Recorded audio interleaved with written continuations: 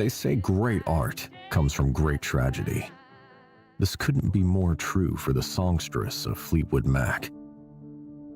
Through her drive and passion for creating art, the bohemian rock queen found an avenue to overcome her obstacles, going on to become the only woman inducted into the Rock and Roll Hall of Fame twice. Wait till Fleetwood Mac hears that. For decades, she's fronted one of the most successful bands in history. Even with the trials and tribulations of being a member of Fleetwood Mac, Stevie's remained an iconic role model, staying synonymous with the witchy, transcendental, deep-rooted mysticism of a fairy godmother. Her enchanted songwriting, strong will, and powerful presence on stage has endeared her to women and men all over the globe. I'm inspired always. I'm forever inspired. You know, when I'm not inspired anymore, I'll stop writing songs. Relive the turbulent life of one of the last old-school rock stars left. This is the tale of Stevie Nicks.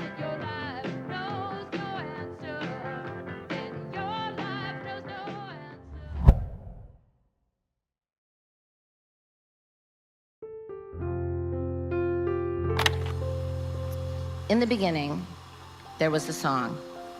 I was in the 4th grade and lived in El Paso, Texas.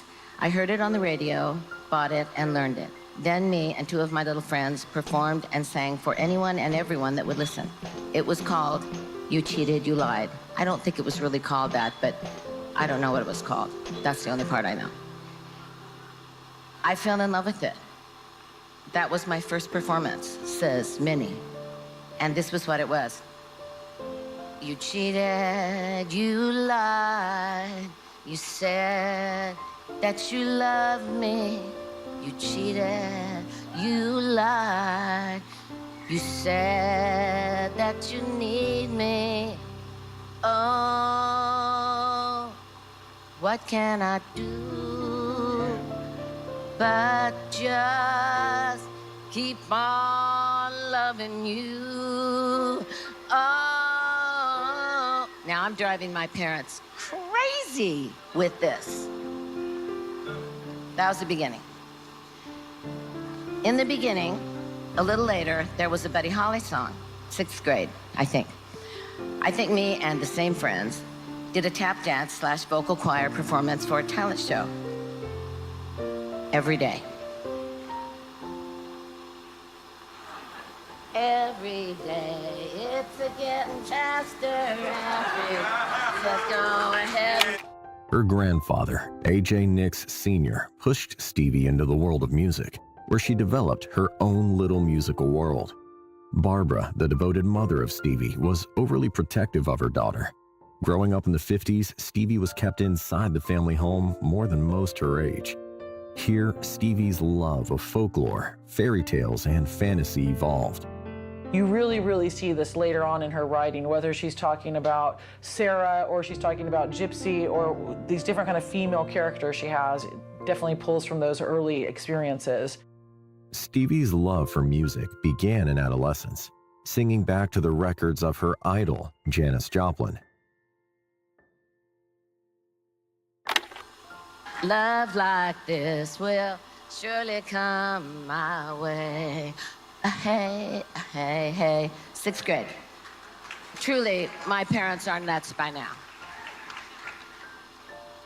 And in the beginning, after my family had been transferred to Salt Lake City for the 8th and the 9th grade, and then to Arcadia, California, right across the street from the Santa Anita racetrack, pretty ritzy in comparison to Salt Lake, something brilliant happened. I took a month's worth of classical guitar lessons, and my teacher decided he wanted to go to Spain, so he sold his Goya classical guitar to my parents for a plane ticket to Spain. And they gave it to me for my 16th birthday, May 26th. Which she used to write her first song, I've Loved and I've Lost, and I'm Sad But Not Blue. An aptly named song that seemed to foreshadow her life story. The song became the genesis of a songwriter that would become known for pouring her heartache and happiness into her lyrics. I had just met a drop-dead gorgeous guy named Steve Dold who stole my heart over a 5-week period. This was a long relationship. 5 weeks, and then broke up with me for my best friend. And for the first time after all those years, like since the 4th grade, of singing other people's beloved songs, I understood what love was and why people write these songs. So I called my parents to listen into my new song, and I, forever the drama queen, sang it to them, tears rolling down my face. When I was done, my mom rushed over to me and said, "Oh, honey, that was beautiful." And my dad just stood there with his steely blue eyes and said, "Well, sweetheart, I think you've done it. It's a good song." That really was the beginning. I think that's when my mom and dad knew that I was gonna do this and that there wasn't gonna be any question. The question was, from my mother, you will get an education because you will probably be a famous rock and roll singer or a country singer or whatever it is that you're, or an R&B singer, whatever it is that you're gonna be, but you will be educated. And you will be able to stand in a room full of incredibly intelligent and intellectual men and keep up with them. And you will be an independent woman.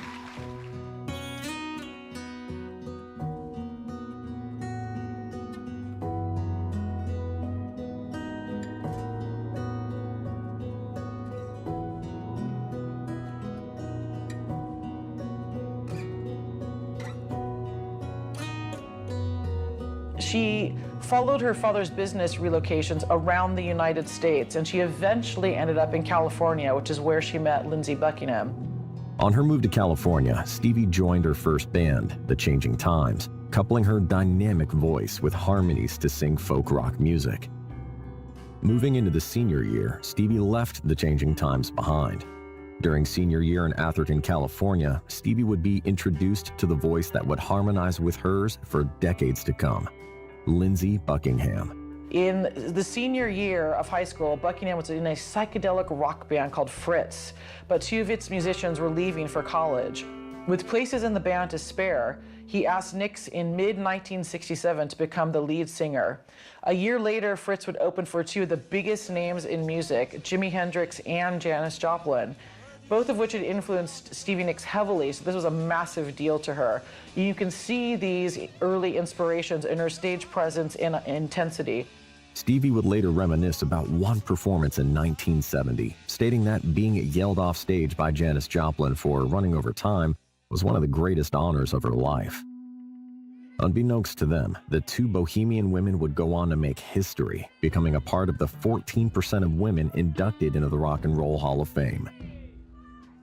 Stevie didn't have much luck at university. She started off attending San Jose State in Northern California with Buckingham, where she majored in speech communication, and she thought, you know what, I'm gonna be a school teacher, which you can kind of slightly see actually in a kind of hippie 1960s, 70s sort of way. But with her father's blessing, she decided to drop out and instead went in search of a musical career.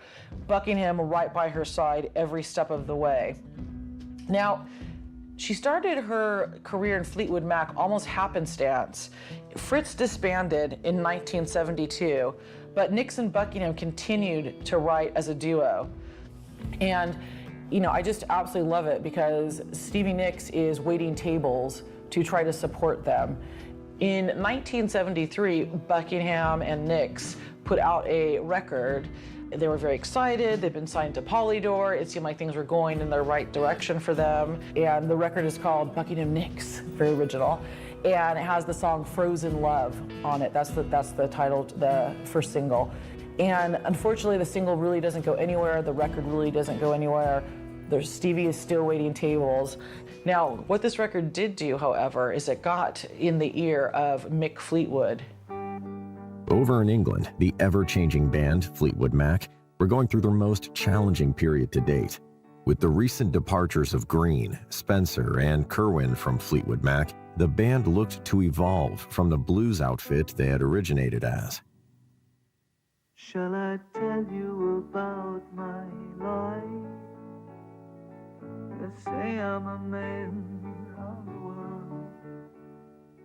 I've flown across every tide. I've seen lots of pretty girls. 1974 saw Fleetwood Mac relocate to Los Angeles. But by 1975, Bob Welch's Fleetwood Mac career had come to an end after his fifth and most successful album fronting the band. After a confusing period for the band and the departure of the newest member of the band, Fleetwood Mac were once again in search of a focal point, a guitarist with charisma. In 1974, Mick Fleetwood goes in search of a recording studio. While in Sound City in California, he stumbles upon the Buckingham Nicks record and falls in love with the Buckingham Nicks track Frozen Love. He's so impressed with Buckingham's guitar playing, he asks Lindsey to come in and do a test with the band. Now, mind you, we've already gone through 6 guitarists at this point, and so Mick Fleetwood needs another guitarist if he wants to keep the dream alive of Fleetwood Mac continuing on. Now, Lindsey is adamant that him and Stevie are a package deal, and he refuses to join any band without Stevie. So that is how the formation that we know and love of Fleetwood Mac came to be. You've been at this for a long time with this Fleetwood group, Mac, yeah. with Fleetwood Mac. What changes have you noticed, or how would you express the changes in your music through the years? Well, basically, it depends on people that obviously that listen to the band. The change really that has come in recently came in on Chris McVie, John McVie, and myself, which basically has been the basis of the band for about 5 years at any rate. And then prior to that, myself and John were the rhythm section. John plays bass, I play the drums. And the changes are purely writers that come into the band, like Stevie and Lindsey both write, and members that have since passed on, as it were, out of the band were writers. And there is definitely a strain of Fleetwood Mac through the whole thing, although there's been a lot of different styles of music. But it really depends on the listener rather than the people in the band to relate to how they feel about the changes. How do you feel that your addition to the band has changed what they were doing, and how has it changed what you were doing? Oh, it changed what I was doing a lot. Well, just as a writer, you know, sure, I'm going to touch them with my songs, you know. Is it a collaborative effort when you put a song together? How much input does a writer have with the way it's going to sound on the record? For me, it's very collaborative because I play guitar and I play piano, but I'm not a virtuoso at either. So I just sort of write a song very, very simply, and then I just sort of have to say here, because I can't go out and put all the great sounding parts on it because I just don't have the knowledge to do it. So I have to pretty much, you know, give it to them and say, do with it what you may, you know.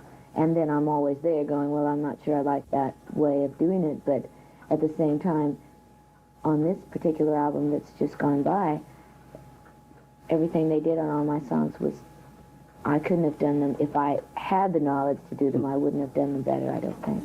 We found out the natural fact that Stevie was, one, very much involved with Lindsey as a person and as a creative duo. So really one came with the other. But initially it was, I think, to be honest, an intent of getting another guitar player. New Year's Eve 1974 marked the evolution of Fleetwood Mac's music. With the addition of Stevie and Lindsey, the band moved towards a more pop-oriented sound.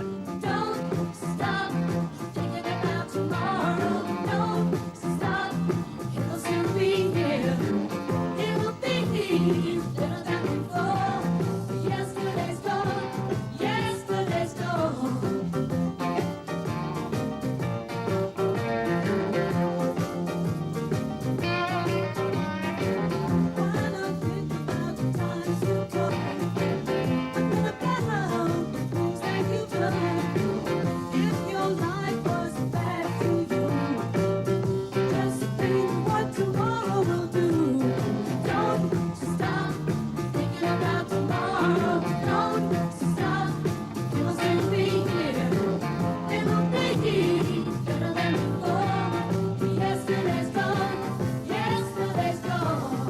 the change that comes about when Buckingham and Nicks joins is you have something that I think is not tiny. I mean, obviously Albatross is a hit in the UK, but you suddenly have something, maybe it's because it's British and American together, so right away there's 2 points of definition from different other bands, but you also have the sensibilities, the heritage, all those ideas coming together.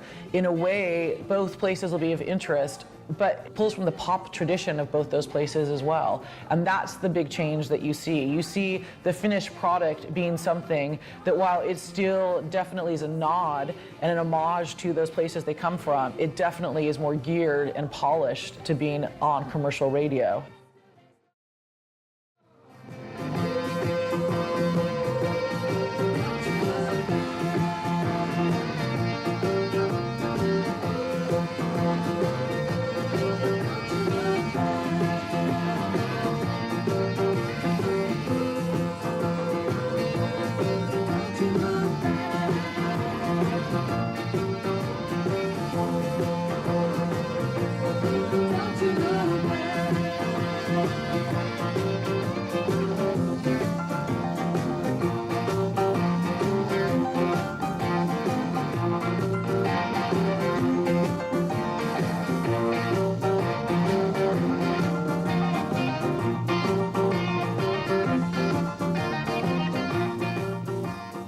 Stevie and I met one evening up at Nick's house, and it just seemed that we didn't compete with each other ever. You know, we didn't compete with each other the first night we met, and we literally really haven't since then. Stevie's first addition to the Fleetwood Mac discography was with the witchy hit Rhiannon. Written 2 years before the pair had joined the band, the song was inspired by the story of a girl possessed by a spirit named Rhiannon.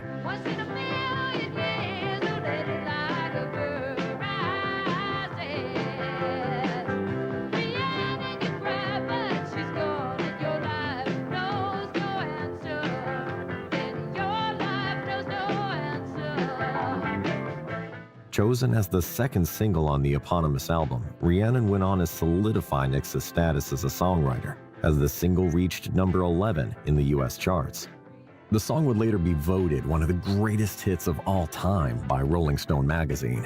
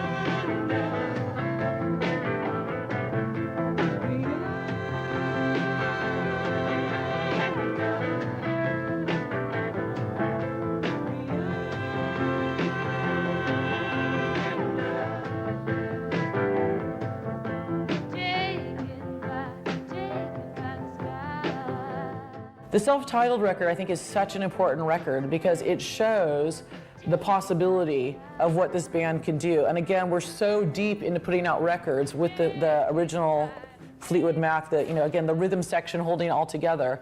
We're so deep into Fleetwood Mac as a band, even though it has rotating members. The fact they can come out in this new formation and have a #1 song with Rhiannon, which is still, I think, one of the best songs ever written, period. Beautiful, cascading vocals, catchy, everything about it.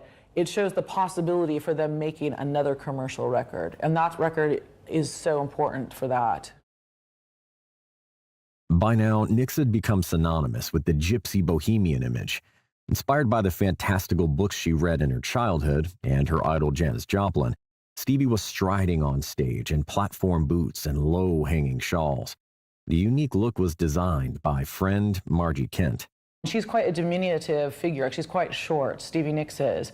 And so she wanted, when she first started being on stage and being really in the, fronting the band the way she does, she wanted to have a visual impact for someone that was sitting further away. And that's where the styling started to come from. And if you look at that, it's, again, if we're looking at the idea of the counterculture being put into the mainstream culture, you have a lot of those kind of hippie elements with the shawls, and like when she holds, I don't know, like a veil, I think she, a lot of times, and just her whole kind of black magic look definitely has those hippie elements to it and influences. So again, it's bringing that into the mainstream culture in a way that I don't think any other figure did before her. And she's a bit more trippy and, a bit more, people say hanging with the fairies, but she's not really. She knows exactly what she's doing. She's an archetype of those. There were a certain sort of women in the 70s, who'd always, their handbags would always have kind of, a packet of tarot cards, maybe a couple of bones, perhaps some cigarette papers. She's like one of those there were lots of those, basically. But she's a very particular version of it, because she's very pretty. She's a great artist. On stage, she really becomes a focal point for what Fleetwood Mac become.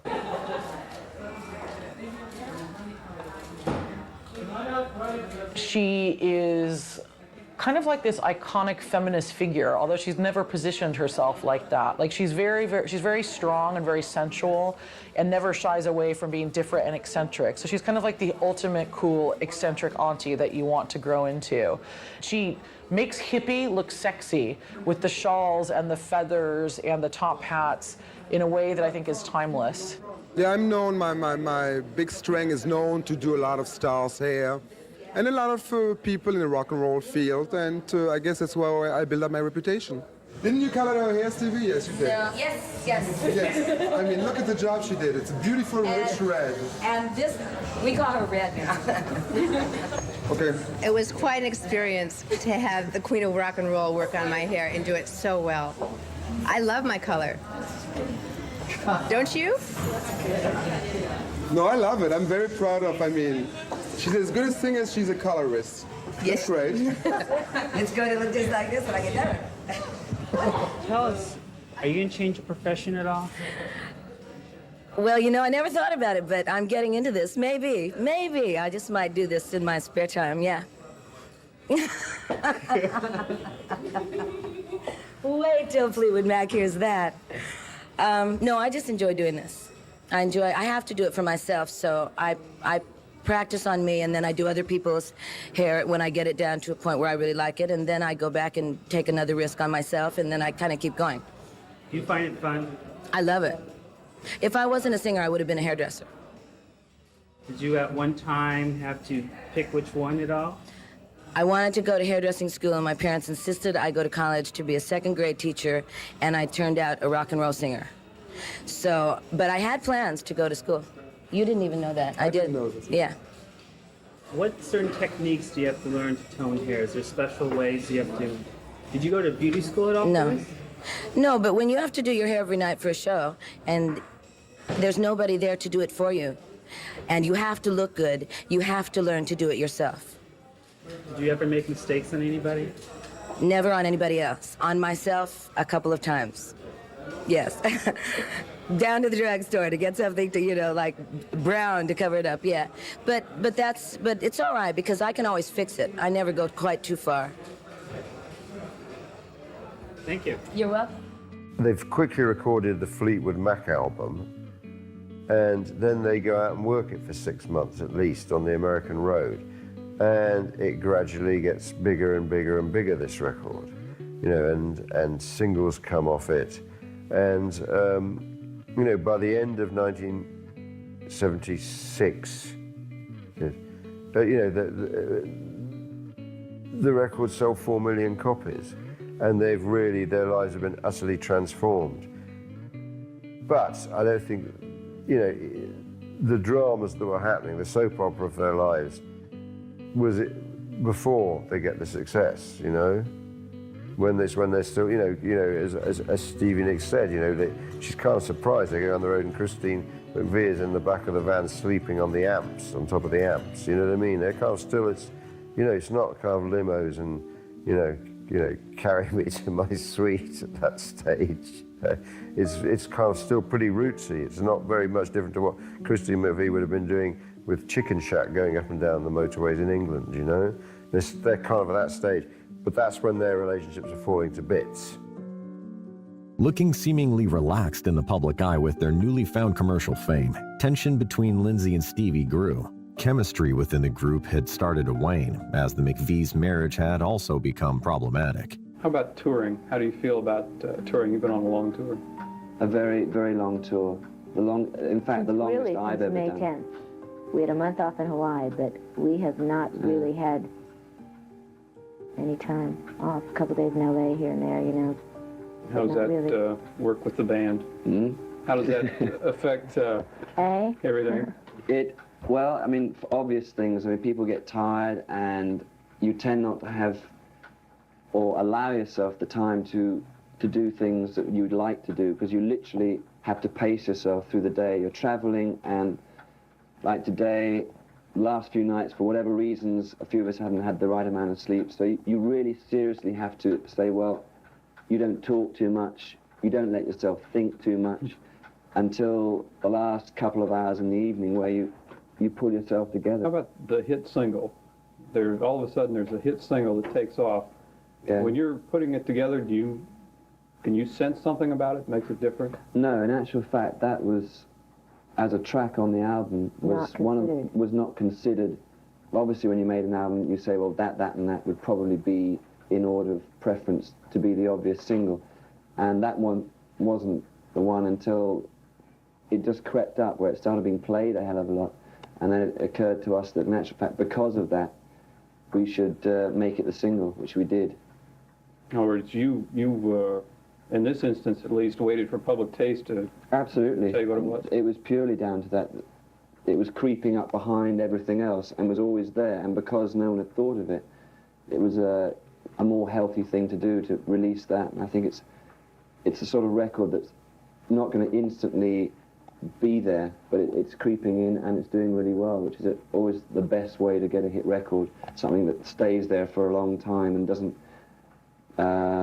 very obvious hit records sometimes bore an audience after a couple of months being played on the radio. People can't stand it, you know, which I don't think would be the case with this particular record.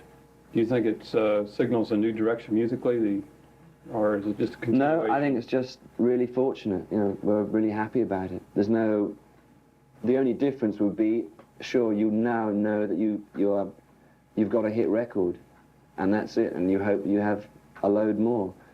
It definitely gives people the chance, at any rate, which is always the way of, oh, well, they're not going to have another hit, or this one isn't as good as that. But that always happens, whatever you do. You know, even if you're playing in the local village hop, you know, and you play down the road in a big ball, and people say, oh, well, not as good as they used to be. It just gives people and critics more apparent things to like or not to like, you know, which is part of what we do, and you accept that.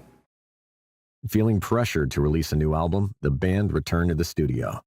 Fueled by alcohol and cocaine, the five-piece band began to write and record the album that would cement their names in music history. The release of Rumours in 1977 gave the band their first Grammy Award and eventually became the 8th best-selling album of all time. This feeling follows me wherever I go.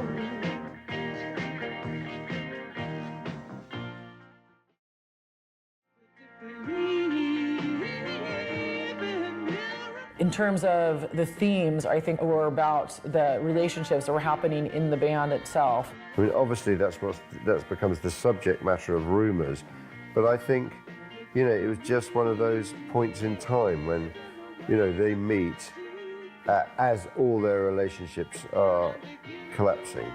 And the thing that's been mythologized about them is that Rumours, especially obviously, is all about them breaking up and the different, like Christine McVie being with the lighting man and all of that kind of emotional turmoil. And that's become the mythology around it. So it's hard to know like how much of that is real and how much we've kind of created. It seems quite real. And what makes it seem real is how powerful those songs are. Because if you've ever been in love or had your heart broken or been in any sort of emotional turmoil yourself, you listen to those songs and those songs capture those feelings. So I think the songs capture what a lot of, like most people have been through at one point in their life. And then all the media attention that either came at that time or afterwards talking about that, again, just kind of underscores how important and how real and authentic those songs are. So I think that was a real crucial part to not just the making of the record, but what comes after the touring and the way that they've been remembered, I think. First we have Lindsey and Stevie. They're breaking up after a very long relationship. We have Stevie eventually starts secretly dating Mick Fleetwood. We have Christine McVie and John McVie breaking up, and Christine McVie starts dating the lighting guy, and she writes "You Make Loving Fun" about that relationship.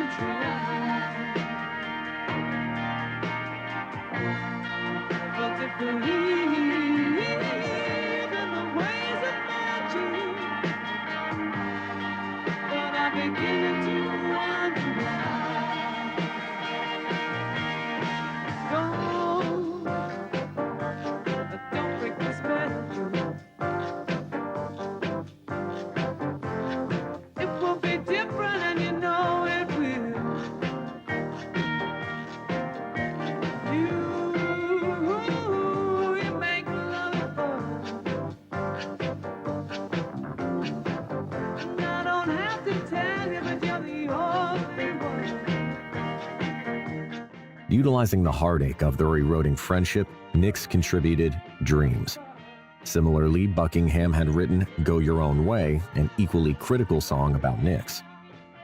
Lindsey Buckingham brings the lyrics for Go Your Own Way to a practice, and Stevie's reading the lyrics going, oh my God, this is about me. And she has to go up on stage every night and perform that. I mean, again, getting goosebumps talking about it. I can't even imagine what that must be like.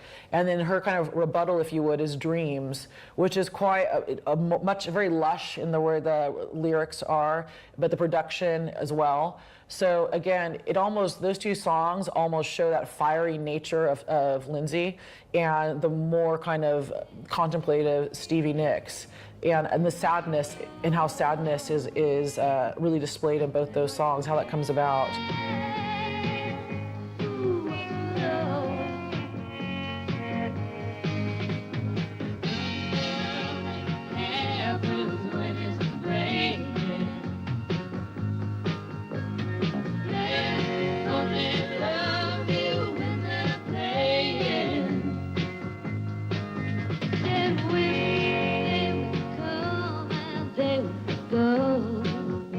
I'm projecting, probably thinking this, but can you imagine being in that situation in terms of who's saying what to who, and when you're in a band, you're in the studio, you're in an incubator basically. So there's all these different breakups and ruptures and uniting of other people, and who's telling who what, you know what I mean? Like the name itself kind of says it all, I think.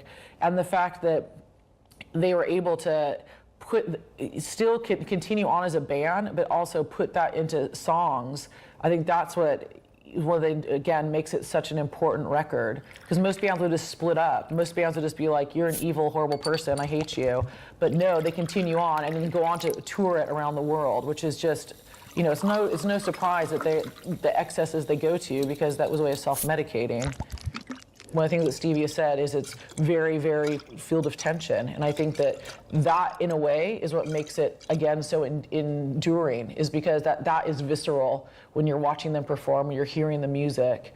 And I think that's one of the reasons they didn't break up, really, is that they're stronger together, really, than they are apart in some ways. By the time Fleetwood Mac headed on their world tour of Rumours, Cocaine had begun to take control of Stevie's life. Excessive use during the making of the album led Stevie to develop an addiction to cocaine. Jim Redding, Channel 4 News. How are you doing? I'm fine. How are you? Excellent. I think I met you 3 years ago, or when you first played Dallas. Talked to you and Mick at the Fairmont Hotel. Was I wearing my glasses? No, you're wearing a nice hat, though. If Oh. I recall correctly. Can you tell us a little about why you chose to tour again while you're rehearsing for a new album? Because we love to play. Mostly. We just got itchy. Everybody just wanted to go. So we said, let's go. Well, you're tired of rehearsing, you mean? It's not the same. You know, it's not the same to not play for people. You need to do it. I mean, periodically, you need to go out and play. It's real important. Otherwise, you forget that there's an audience out there. You just become a recording band. Yeah, the Rolling Stones recently did an innovative concert tour where they played some stadiums, some medium-sized halls, and some really small halls. Do you anticipate Fleetwood Mac might ever go back to playing small halls just for the experience of it? Sure. Fleetwood Mac likes to play anywhere. I mean, it doesn't really matter where we play. How's the group getting along these days? Fine. It seems to be the rock in my life. Seems to be what? The rock in my life. You're not caught between a rock and a hard place anymore, are you? No, it's just strong. It just stands very strong. Yeah, a couple of years ago, it seemed like when you first joined a group, there was a lot of gossip. And now we don't hear too much about the gossip. People are talking about the music. You find that a relief? What is your reaction to the change? Well, I think that people realize now that if we could come through that, we could come through anything. I mean, we realize that we could come through anything, you know. It hasn't seemed to hurt us, so the band's strong. Later that year, the band went on to receive the coveted Star of the Hollywood Walk of Fame. The evolution from a British blues band into Californian soft rockers was complete. Fleetwood Mac's one of the first bands on that level of visibility to have that kind of decadence, the rock star decadence. You know, there are other people before them, but it's just so over the top. And I think that them getting a star kind of, again, puts a stamp down of this is appropriate behavior if you are a multi-million selling rock star, literally with a star. And I think that that's something that is maybe a subconscious thing that people, even now, I mean, there's definitely an idea. Like, you don't say party like a mime, you say party like a rock star. And I think it links directly back to what we're talking about right now. And how something physical that you can look at in Los Angeles, that makes it that much more of a palatable connection. Following on from the success of Rumours, Fleetwood Mac began to record Tusk. When we were on the road, we used to do sound checks up on stage, you know, before the audience would come in, and it was basically a jam thing we did on every concert during that tour. Lindsey started doing this riff, da, da, da, da, da, da. So that's how the actual song was started. The idea was, which everyone thought really was pretty off the wall, was to record it in Dodger Stadium. I don't know why I thought of doing that, but...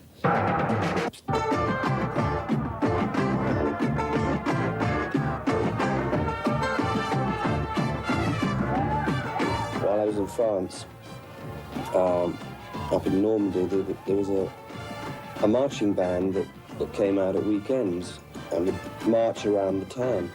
And the idea then I'd had was to use a marching band on a future track so that you could actually do that live, although we only did it live in Los Angeles. I was hoping to be able to play one song and have the local marching band out of every town all over the world come out, because it would be a really good, warm feeling for the town, and it would be a good rapport for the audience to know their local band was playing. That, in actual fact, didn't happen, but that was my plan. But after the Tusk tour, we were just flattened and exhausted. You know, we were physically and mentally just not... We felt that we deserved a break, and we took that break. We took quite a long break.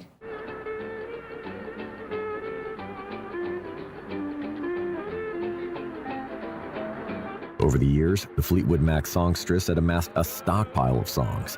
Unable to record all of her songs for Fleetwood Mac's most experimental work to date, Stevie began to work on a solo project. July 27, 1981, was the moment Stevie Nicks was thrown into the spotlight. Belladonna, Stevie's first solo album, was launched to critical and commercial acclaim. Standing alone, she established herself as a force to be reckoned with. Her debut solo album reached #1 on the Billboard 200 chart, with 4 singles making the Billboard Hot 100, including Stevie's signature song, Edge of 17.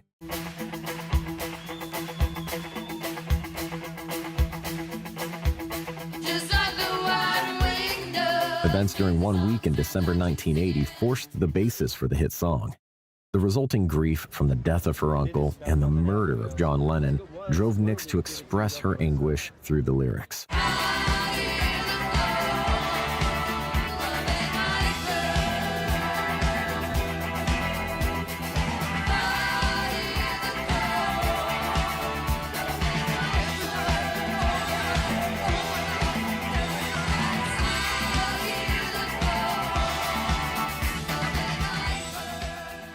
Belladonna remains Stevie's best-selling album. Returning back to the studio, Fleetwood Mac looked to recapture the magic that had disappeared on the Tusk experiment. We decided we wanted to be outside of LA because we wanted to be without any distractions. We wanted to be just with the 5 of us and work something out, which turned out to be very, very pleasurable for all of us. Nicks had to cut her White-Winged Dove tour short to record the band's newest project.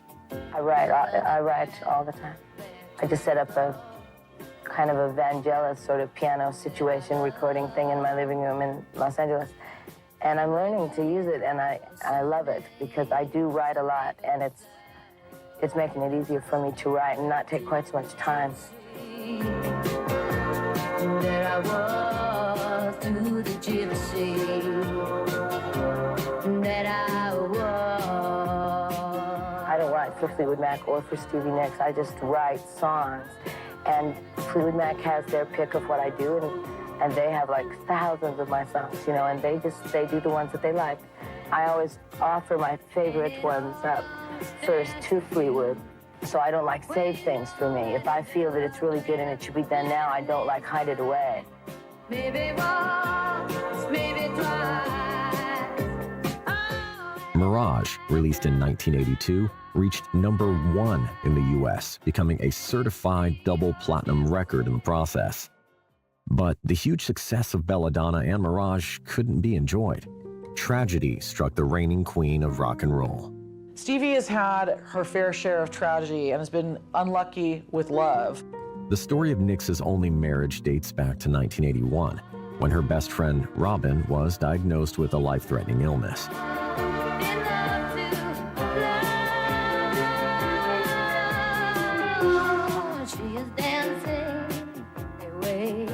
Robin had been diagnosed with leukemia, and when she was in remission, Robin and her husband Kim discovered they were expecting a child. So because she was pregnant, Robin stopped the treatment for the cancer, and the cancer returned. And Robin actually ended up passing away 2 days after giving birth.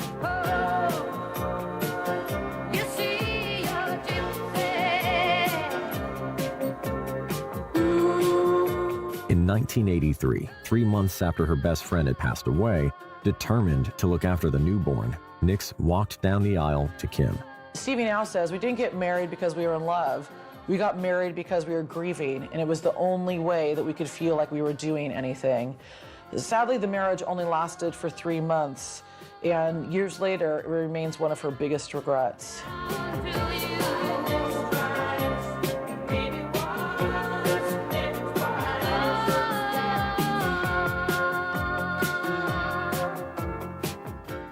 On the other side, with a clearer mind, Stevie ventured onto her next solo project. Fleetwood Mac went on a hiatus, allowing members to develop their solo careers. The Wild Heart, released in 1983, featuring hit song Stand Back, pushed Stevie's record to double platinum. I love the song Stand Back by Stevie Nicks because it's the ultimate, just like, I am powerful woman, hear me roar. And there's something about, she has the shawl, she has the different like gauzy, flimsy kind of ethereal dress on. She's spinning around and around, and there's something about it that's just, I'm an entity not to be messed with. So I love Stand Back, love it.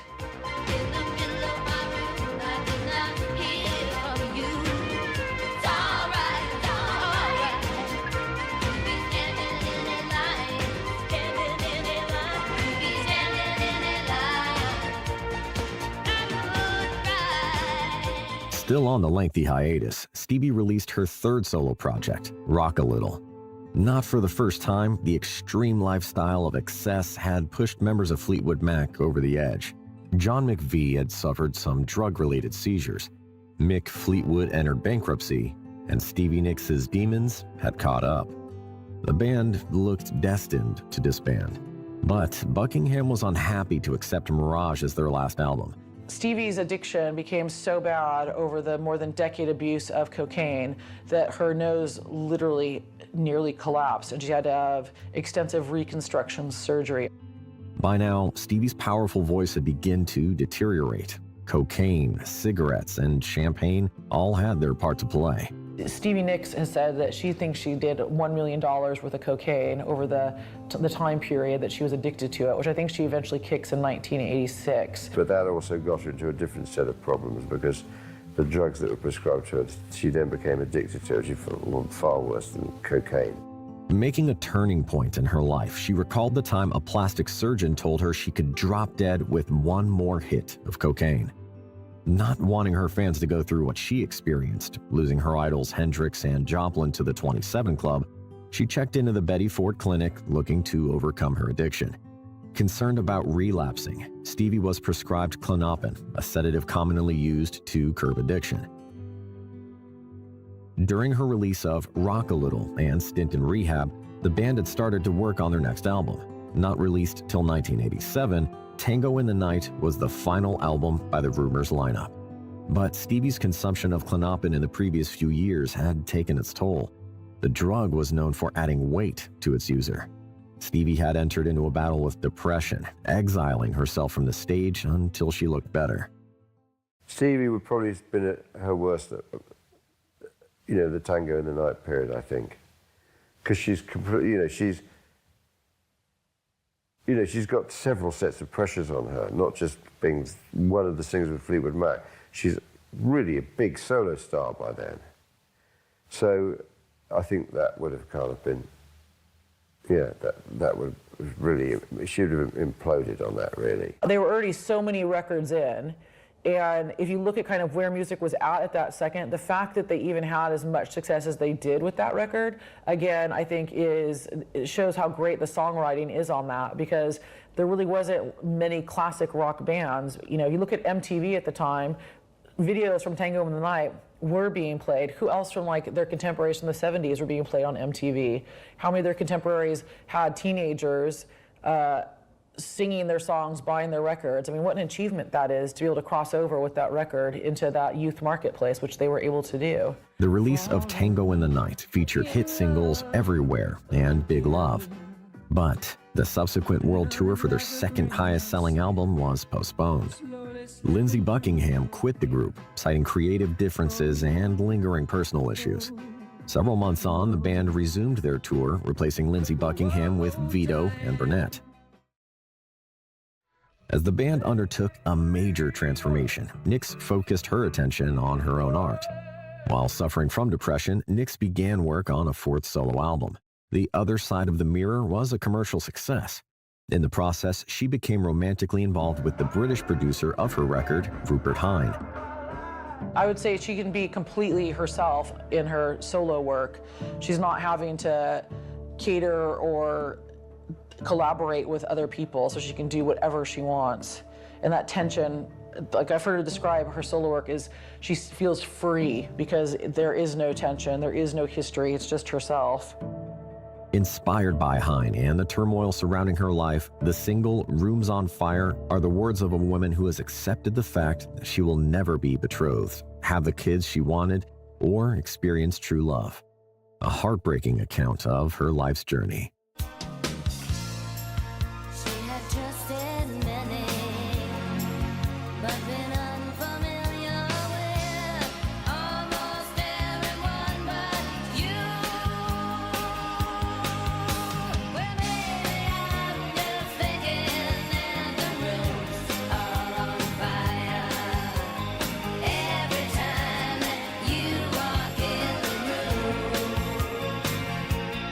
The album gave birth to her only British tour as a solo act in 1989.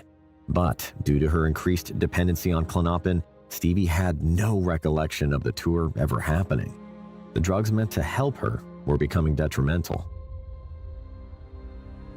Behind the Mask, the next venture by Fleetwood Mac, was released a year later. Without Buckingham's input, the band's sound evolved. Following the tour's conclusion, Nicks announced she had left the ever-changing band. Tension had grown.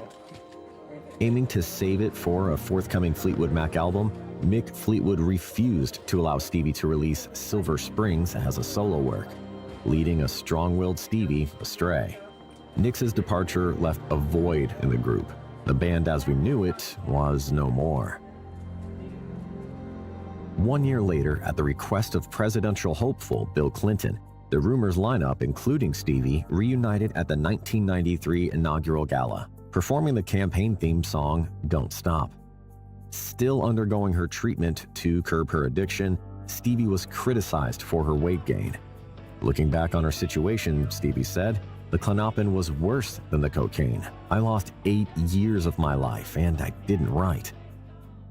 Things went from bad to worse for the trailblazing songstress. In late 1993, Stevie suffered a fall, cutting her forehead near a fireplace. In an attempt to turn her life around, Stevie checked herself into rehab for a second time, spending a painful 47 days in detox. During her time in rehab, post-production work on Street Angel was ongoing. Powerless from addiction and stuck in rehab, Stevie was unable to mold the final product. The album tanked, and criticisms about her weight reappeared, sending the bohemian rock queen further into depression. To me, Rumours is like the quintessential record where everything else that comes after it, regardless of what genre, is built from the Rumours record. Again, and to have Lindsey not there is to take away that tension between him and Stevie that you want to see when you go see them perform and you want to hear when you listen to their songs. And they come as a package with all that history behind them that you know as a fan when you are engaging with their music. And so for him not to be there, I think it kind of shatters what you as a Fleetwood Mac fan want to experience. Fleetwood Mac fans could rejoice once more. 2 years after dissolving, the band announces they are back working together in the form of Nicks, Buckingham, Fleetwood, and the McVies. It's a thrill to be back. It's a thrill to be playing, if but for a short moment, on stage. And that's what we are. We're players, a bunch of crazy gypsies at heart. Whoa, Diane. The Fleetwood Mac entity, I think, is something that we've all come to terms with, that we can do things outside of the band without the band disintegrating and stopping, because we've already done that. We realize that, again, a lot of people think, you know, because people go off and do different things, that there will be no more band. I think we've come to terms with that within ourselves, and people realize that the continuous momentum of Fleetwood Mac may not be as feverish as it certainly was for seven solid years.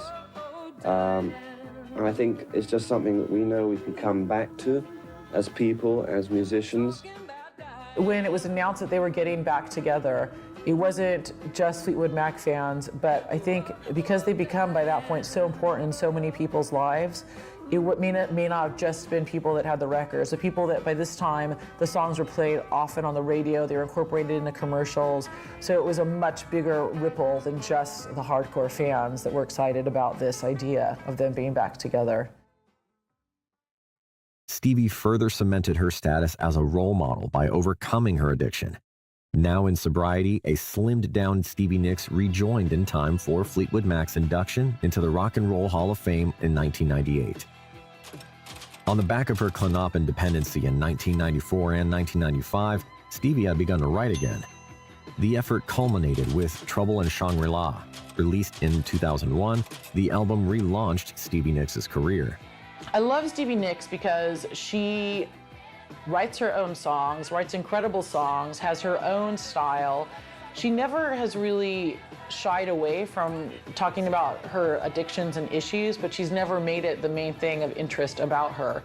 She has always put her artistry at the forefront of everything that she does. And I think that makes her just completely amazing and badass. Oh, how dream your kingdom in that house on the hill. Looking out for love. It's interesting because she was such a sex symbol during the Fleetwood Mac years and in her solo career. But that's never been, like you see a lot of starlets and singers now, that's kind of the main thing is look how sexy and sexual I am. That never was with Stevie, it was just kind of organically who she was. And that made her that much more attractive and that much more of a role model. There's this idea of just being yourself is very attractive. The ever-changing lineup of Fleetwood Mac evolved once more. Fleetwood Mac had started work on a new studio album, the first in 30 years without Christine McVie on vocals. Say You Will, released in 2003, was the only Fleetwood Mac album with a sole female voice, the soulful voice of Stevie Nicks.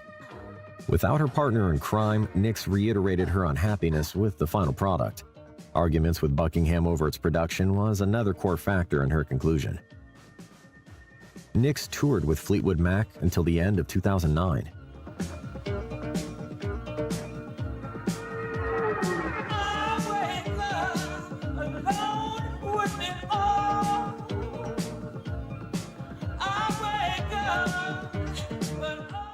In 2018, after a year and a half of planning the new tour, it was announced that longtime romantic and musical partner Buckingham had been fired from the band.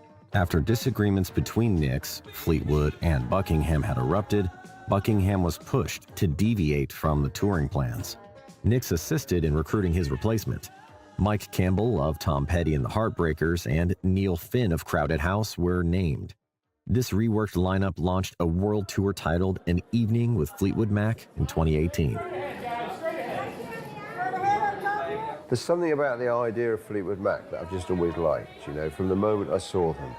And it just heartens me that they've kept going. And, you know as I said, I saw that O2 show, you know, where Christine came back on the encores. I thought the shows were fantastic. I mean, I was surprised almost. I thought they were still great. But they really were, you know. And Lindsey Buckingham, I did note, took a lot of the lead there. So I don't know what they're going to do now. Fleetwood Mac are most known for, best known for, is not just the songs that we all have known pretty much our whole lives and have been there for us, but also all the other things that go along with it, whether it's the drugs, the decadence, the relationship breakdowns, all those things add layers of authenticity that anyone can relate to, whether you are a rock star or you are a rock climber or you're doing anything. Like it just, those are ideas that everybody deals with. And I think that is what they're most well known for. Not just writing the songs, but actually meaning what they're writing. And that's an important thing about the band. April 2019, Nicks receives her second induction into the Rock and Roll Hall of Fame, making history by becoming the first woman to be inducted twice, once as a member of Fleetwood Mac and as a solo artist.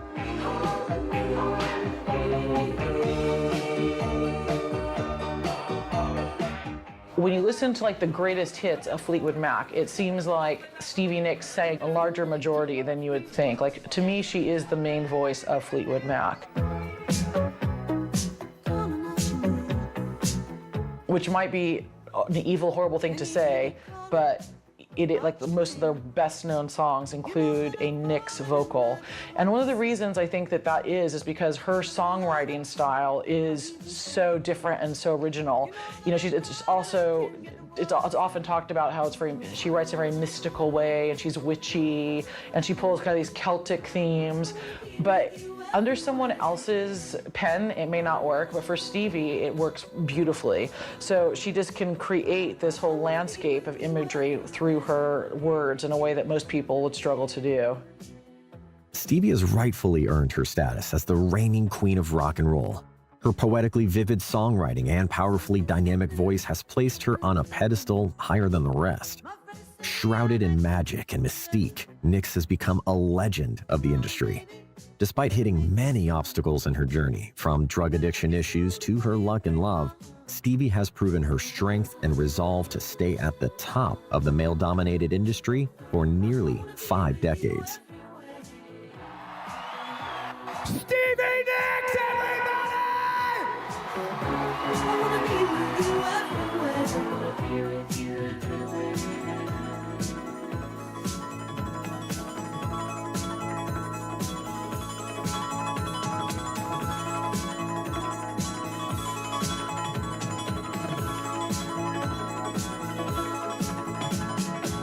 can you hear me calling?